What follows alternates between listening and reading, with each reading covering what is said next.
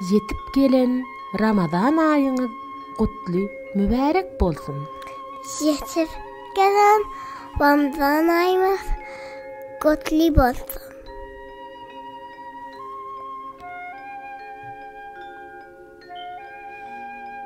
Sehl ibn Sa'dyň radiyallahu anh aýdanyna görä Muhammed Peýgamber sallallahu aleyhi ve sellem şeýle diýipdir.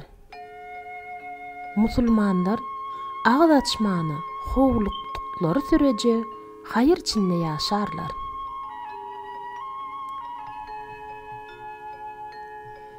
On mir ayın sultanı sen, qımmatlydyr her wagtyň sen. Bedegisin bu dünýäň sen. Hoş geldiň sen Ramazan.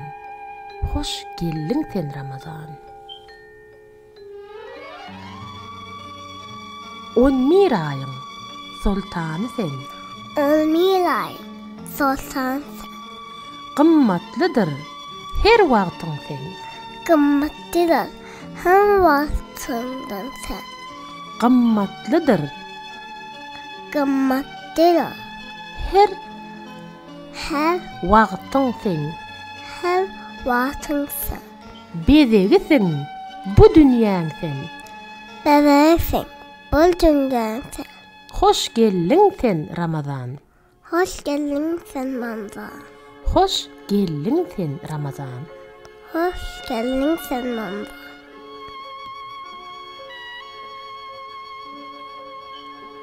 Ağzyňy beklemek diýmek, diliňe eýe çyk diýmek, sözüňi ýut diýmek.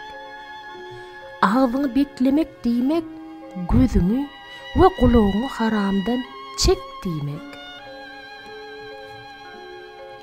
Ağzyňy beklemek diýmek, şu wagt sabr et, soň etçeňi ediber diýmek däldir.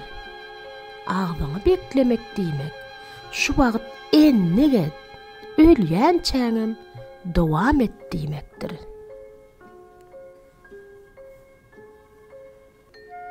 Ramazan aýynyň başy rahmetdir. Ortasy magfiret, ýagny günäleriň bağışlanmagy. Soňy bolsa cehennemden azat bolmakdyr. Allah jan sizi Ramazan aýynyň bereketi bilen bereketlendirsin.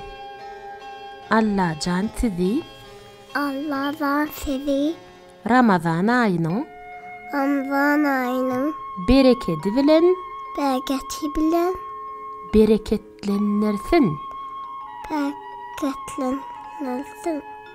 Amin. Amin. Ay berekeli.